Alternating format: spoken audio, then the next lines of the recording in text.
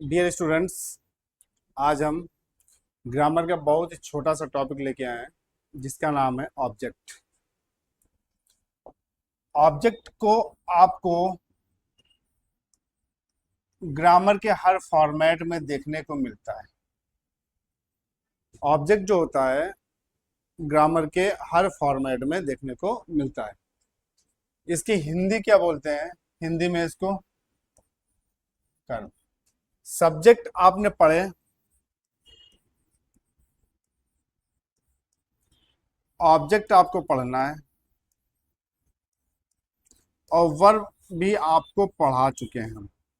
Subject इसको हिंदी में कर्ता बोलते हैं,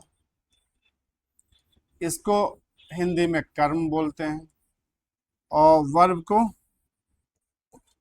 क्रिया बोलते हैं। सब्जेक्ट को मैंने आपको बताया है, ये आपके सिंगुलर और प्लूरल होते हैं। क्रिया में भी हमने बता दिया आपको ट्रांजिटिव और इनट्रांजिटिव होती है।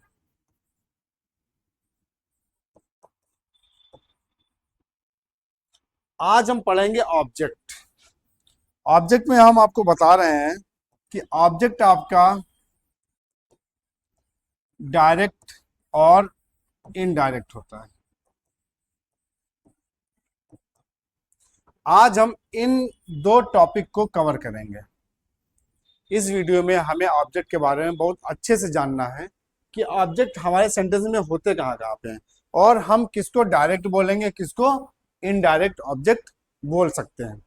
तो हम चलते हैं, जैसे एग्जांपल लेते हैं। अपना टॉपिक वही है कि अपना टॉपिक क्या है? ऑब्जेक्ट। ये ऑब्जेक्ट टॉपिक है अपना, लेकिन हम इसको पढ़ेंगे विद डिटेल। जैसे सेंटेंस है, एग्जांपल के तौर पर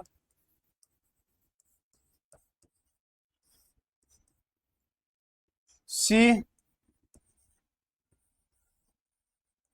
gave me a book। अब यहाँ पर सेंटेंस को हम डिफाइन करेंगे, एक एक चीज जानेंगे यहाँ पर क्या कौन सी है। यहाँ पर सी आपका क्या हो गया? सब्जेक्ट। गिव क्या हो गई आपकी? वर्ब। ये आपका क्या हो गया? ऑब्जेक्ट। ये आपका क्या हो गया? आर्टिकल। और ये भी आपका एक तरीके का ऑब्जेक्ट है। ऑब्जेक्ट आपका नाउन या प्रोनाउन हो सकता है। क्यों? क्योंकि यहाँ पर आर्टिकल है। आर्टिकल हमेशा रूल होता है, आर्टिकल हमेशा नाउन के लिए ही यूज होता है। क्लियर? आर्टिकल हमेशा नाउन के लिए ही यूज होता है। तो यहाँ पर हमें इन दो सब्जेक्ट, इन दो जो पॉइंट लिखे हुए हैं, एक मी और एक लिखा हुआ है अ बुक, इनके बारे में पढ़ना है कि ये इसमें कौन से ऑब्जेक्ट डायरेक्ट है, कौन से ऑब्जेक्ट इनडायरेक्ट है। तो इसमें हम जानने की कोशिश करेंगे कि सबसे पहले व्हाट और whom के बारे में जानने की कोशिश करेंगे।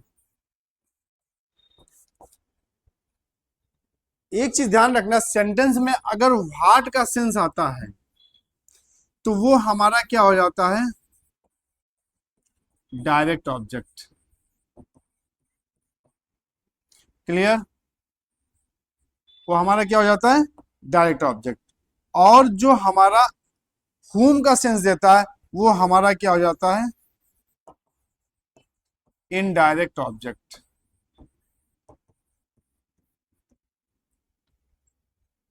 तो अब हमें यहां पर जानने की कोशिश करना यह है कि हमारा इनडायरेक्ट ऑब्जेक्ट और डायरेक्ट ऑब्जेक्ट, हम अगर पैसिव में काम करते हैं तो ये आपका क्या कहलाएगा?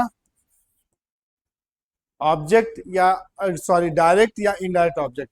तो हमें पैसिव वॉइस में, कहने का मतलब जब वॉइस में काम करते हैं तो वॉइस में हमें दोनों तरीके से डायरेक्ट और इनडायरेक्ट ऑब्जेक्ट को लेके हमें वॉइस बनाना पड़ता है, जिनको हम पैसिव वॉइस बोलते हैं।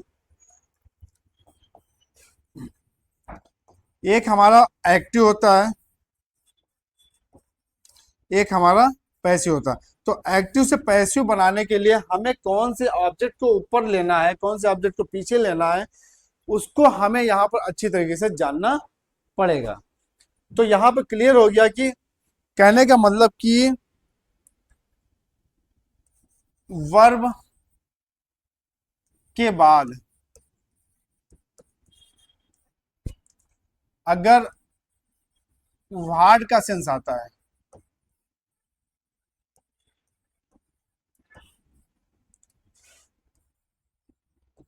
वर्ब के बाद अगर whom का सेंस आता है,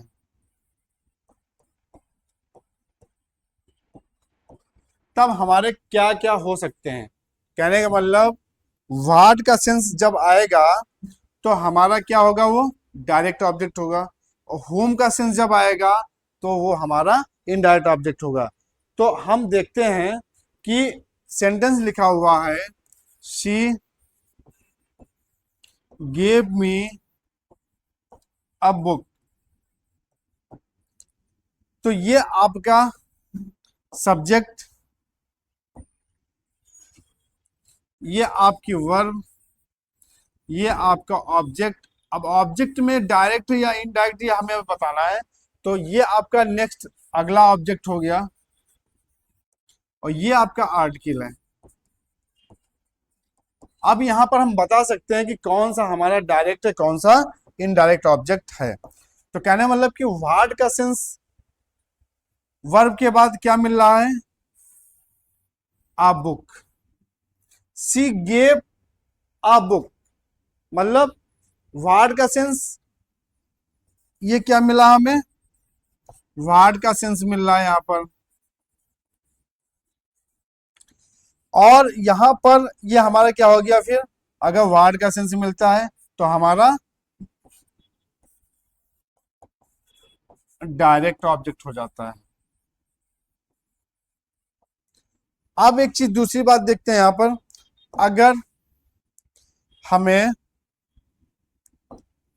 whom का सेंस मिल रहा है, देखिए तो ये हमारा क्या हो गया, whom का सेंस मिल रहा है यहां पर। तो ये हमारा क्या हो गया, इनडायरेक्ट ऑब्जेक्ट। एक चीज बताना चाहेंगे कि ये मत सोचना कि हमेशा वर्ब के बाद ही इनडायरेक्ट ऑब्जेक्ट आता है, वर्ब के बाद डायरेक्ट भी आ जाता है, और डायरेक्ट के बाद इनडायरेक्ट आ जाता है। क्लियर। तो अब हम यहां पर क्या ध्यान देंगे कि एक फॉर्मेट होता है, देखिए इनडायरेक्ट,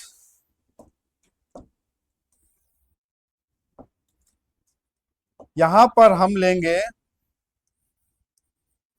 इनका फॉर्मेट क्या होता है, इनडायरेक्ट के बाद तुरंत डायरेक्ट ऑब्जेक्ट लिखा होता है। ये हमें जानना बहुत जरूरी होता है, इनडायरेक्ट ऑब्जेक्ट के बाद तुरंत डायरेक्ट ऑब्जेक्ट लिखा होता है। लेकिन जब हम इन डायरेक्ट ऑब्जेक्ट को लिखते हैं पहले, तो उसके बाद टू या फॉर लिखा होना चाहिए, अदरवाइज अगर नहीं होगा तो वो इनडायरेक्ट ऑब्जेक्ट को ऐड ऑन नहीं करेगा।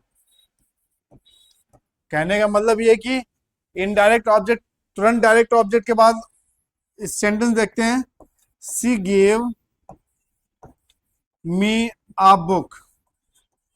यहां पर हमें स्ट्रक्चर क्या मिल रहा है, वर्ब के बाद सीधे इनडायरेक्ट ऑब्जेक्ट, इनडायरेक्ट ऑब्जेक्ट के बाद डायरेक्ट ऑब्जेक्ट, क्योंकि ये हमारा व्हाट का सेंस दे रहा है। ये हमारा होम का सेंस दे रहा है। तो पहला स्ट्रक्चर मैच किया कि वर्ब के बाद अगर इनडायरेक्ट ऑब्जेक्ट है, इनडायरेक्ट ऑब्जेक्ट होगा तो उसके बाद डायरेक्ट ऑब्जेक्ट तुरंत आएगा। क्लियर? मतलब वर्ब के बाद इनडायरेक्ट ऑब्जेक्ट आता है तो उसके बाद डायरेक्ट ऑब्जेक्ट तुरंत आएगा। अगर दूसरा सेंटेंस देखते हैं, Rahul gave a book to me. अब यहां पर हम पहचान करेंगे कि सेंटेंस में है क्या क्या। ये आपका क्या है? सब्जेक्ट हुआ, ये वर्ब हुआ, ये आपका ऑब्जेक्ट हुआ, और ये आपका ऑब्जेक्ट हुआ। ये आपका क्या हो गया? प्रीपोजिशन हो गया।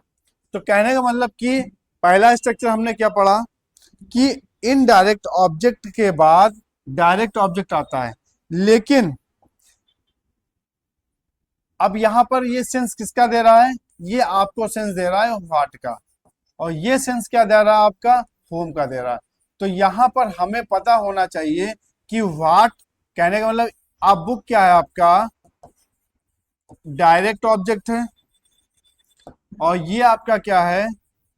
इनडायरेक्ट ऑब्जेक्ट है। जब इनडायरेक्ट ऑब्जेक्ट होगा तो यहां पर हमें स्ट्रक्चर क्या मिला कि सब्जेक्ट होगा, फिर वर्ब होगी, फिर डायरेक्ट होगा, कौन? डायरेक्ट ऑब्जेक्ट होगा, प्लस टू या फॉर, उसके बाद इनडायरेक्ट ऑब्जेक्ट होगा। ये दो रूल हमें ऑब्जेक्ट पहचानने में लगते हैं, और ये यही दो रूल आपको वाइज बनाने में भी काम आते हैं। तो कहने का मतलब कि ऑब्जेक्ट हमारे जो होते हैं दो तरीके के होते हैं, एक इनडायरेक्ट होता है और एक डायरेक्ट होता है। तो डायरेक्ट ऑब्जेक्ट को पहचानने के लिए हम क्या लगाएंगे, क्या फॉर्मेट होता है कि अगर सब्जेक्ट के बाद वर्ब है, वर्ब के बाद डायरेक्ट ऑब्जेक्ट है, डायरेक्ट ऑब्जेक्ट, फिर उसके बाद टू या फॉर लगा होगा, फिर उसके बाद इनडायरेक्ट ऑब्जेक्ट होगा। ये हमें ऑब्जेक्ट को पहचानने में मदद करता है। दूसरा, अगर सब्जेक्ट के बाद वर्ब आता है, वर्ब के बाद इनडायरेक्ट ऑब्जेक्ट आएगा, जब इनडायरेक्ट ऑब्जेक्ट आता है तो उसके जस्ट बाद हमें डायरेक्ट ऑब्जेक्ट देखने को मिलता है। ये हमें ऑब्जेक्ट पहचानने की श्रेणी में लाता है। कहने मतलब कि हम जिस श्रेणी की बात करेंगे या जिस तरीके के ऑब्जेक्ट की बात करेंगे वो हमें यह पहचानने में मदद करता है। इनडायरेक्ट होगा या डायरेक्ट होगा, डायरेक्ट होगा या इनडायरेक्ट होगा। आपको सेंटेंस लिखते हैं तो उसमें देखते हैं डायरेक्ट और इनडायरेक्ट ऑब्जेक्ट कौन कौन से हैं। जैसे they plucks the flower for mother.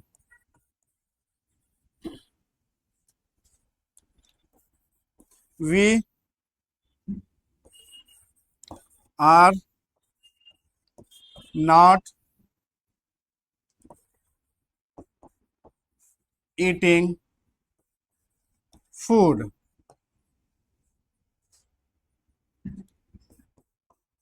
They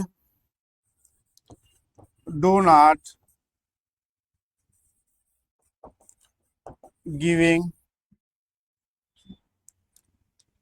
they do not giving me a table। अब यहां पर हमें तीन सेंटेंस दिए हुए हैं, इसमें डायरेक्ट इनडायरेक्ट ऑब्जेक्ट हमें सर्च करना है। तो सबसे पहले पहला सेंटेंस लेते हैं। दे दे यहां पर प्लक्स नहीं होगा, सॉरी, यहां पर प्लक ही होगा। They plug the flower for mother. देखिए दो रूल लिखे हुए हैं आपके ऊपर। अगर फॉर, पहले तो इसमें से पहचानेंगे कि ये किसका सेंस दे रहा है, WH80 वाट का। क्लियर? ये किसका दे रहा है, होम का। इसमें ईट, क्या ये आपका क्या हो जाएगा, आपका सीधे क्या बोले तो डायरेक्ट। गिविंग मी, ये किसका सेंस दे रहा है, होम। और ये क्या है, वाट। तो वाट का मतलब क्या हुआ कि वाट हमें डायरेक्ट ऑब्जेक्ट, हु हमें इनडायरेक्ट ऑब्जेक्ट, वाट हमें डायरेक्ट ऑब्जेक्ट और हुम हमें इनडायरेक्ट ऑब्जेक्ट। वाट हमें क्या बताता है, डायरेक्ट ऑब्जेक्ट। तो इस तरीके से हम ऑब्जेक्ट को पहचानते हैं, सेंटेंस में कहां पर लिखा होता है कहां पर नहीं लिखा होता है।